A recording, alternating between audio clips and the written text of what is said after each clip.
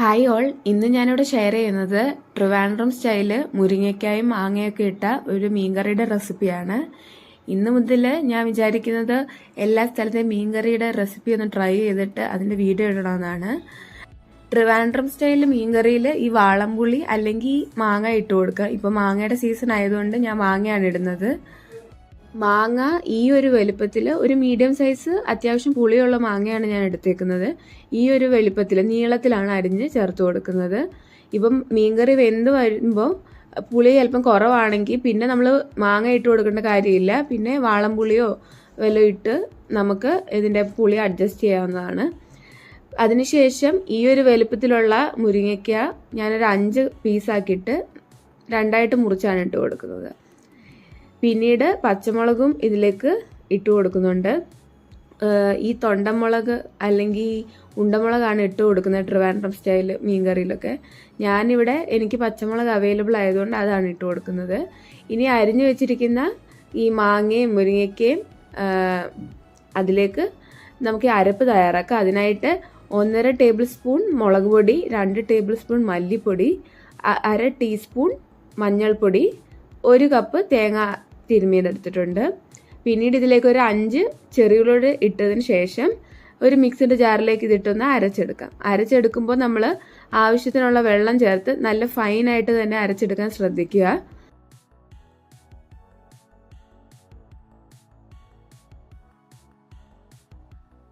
ഇപ്പോൾ ഇതൊന്ന് അരച്ചെടുത്തിട്ടുണ്ട്. ഇനി ഇത് നമുക്ക് ചട്ടിയിലേക്ക് ഇട്ട് ഒന്ന് ഇളക്കി കൊടുക്കണം. അതിന് മുന്നായിട്ട് നമ്മുടെ കറിക്ക് അല്ലെങ്കിൽ മീൻ ചാറിന് ആവശ്യമായിട്ടുള്ള വെള്ളം ഈ ഒരു സ്റ്റേജിൽ നമുക്ക് ആഡ് ചെയ്ത് കൊടുക്കാം. പാകത്തിനുള്ള വെള്ളം ചേർത്ത് ഉപ്പ് കൂടെ ഒന്ന് ഇട്ടതിന് ശേഷം നമുക്കിതൊന്ന് മിക്സ് ചെയ്ത് കൊടുക്കാം. ഇതിലേക്കിപ്പോൾ മീൻ ഇട്ട് കൊടുക്കാത്തത് കൊണ്ട് നമ്മൾ കൈ കൊണ്ടൊന്ന് മിക്സാക്കി നല്ലതുപോലെ ഒന്ന് ഇളക്കി കൊടുക്കുന്നതായിരിക്കും നല്ലത്. ഈ ഒരു സമയത്ത് ഉപ്പ് കൂടെ ചേർത്ത് നമുക്ക് ഇതിൻ്റെ ഉപ്പൊക്കെ നോക്കി നമുക്കിത് തിളപ്പിക്കാൻ വെക്കാവുന്നതാണ്.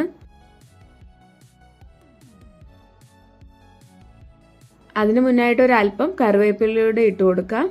ഇനിയും ഇതൊന്ന് നല്ലതുപോലെ ഒന്ന് തിളച്ച് മുരിങ്ങയ്ക്ക ഒന്ന് വെന്ത് വരണം. മുരിങ്ങയ്ക്കായ്ക്കാണ് മാങ്ങയെക്കാളിലും കൂടുതൽ ഇച്ചിരി വേവുള്ളത്.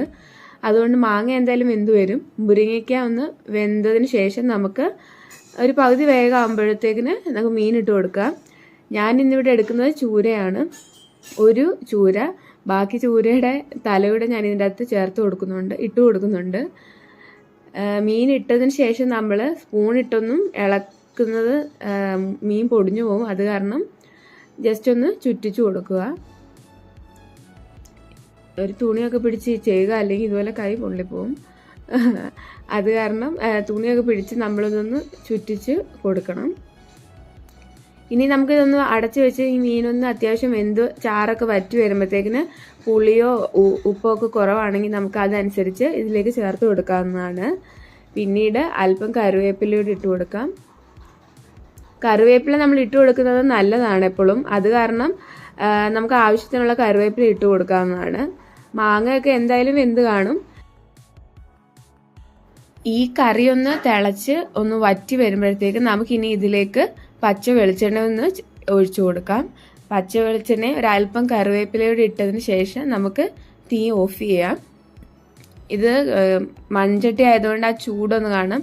അതുകൊണ്ടാണ് അത് ഇങ്ങനെ തിളച്ചുകൊണ്ടിരിക്കുന്നത്. അതിനുശേഷം നമുക്ക് സ്റ്റൗ ഓഫ് ചെയ്ത് ഇത് അടച്ചു വെക്കാം. നല്ല ടേസ്റ്റ് ഉള്ളൊരു മീൻകറിയാണ്. എല്ലാവരും ഈ ഒരു റെസിപ്പി ട്രൈ ചെയ്ത് നോക്കുക. വീഡിയോ എല്ലാവർക്കും ഇഷ്ടമായെന്ന് വിചാരിക്കുന്നു. Thanks for watching.